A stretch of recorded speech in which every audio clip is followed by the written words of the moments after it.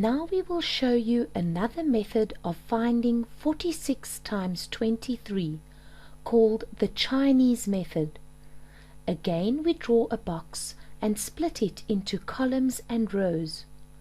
With this method, however, we don't have to worry about the zeros, and so the columns are headed 4 and 6 and the rows 2 and 3.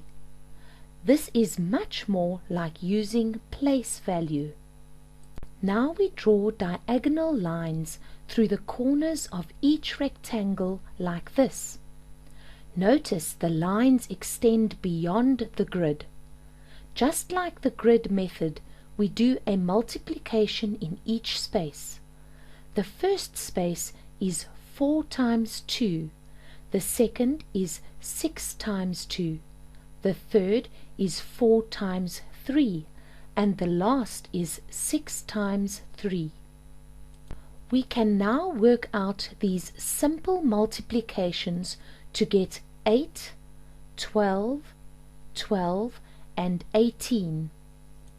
We can write 8 as 08, showing it has a 0 place value in the tens column. We want to split the tens and the units. We put the tens in the top left box and the units in the bottom right box, like this. We do this for all of the numbers. We have now completed the grid. The grid is divided into diagonal bands. One band at a time, we add up along each band, putting the answer outside the grid. The first band gives 8. In the second band, 2 plus 1 plus 2 gives 5. The total of the third band is 10.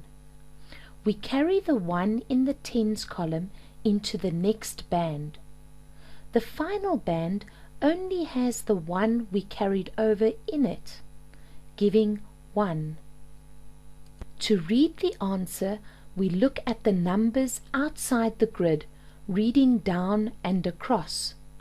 1, 0, 5, 8. The answer is 1058.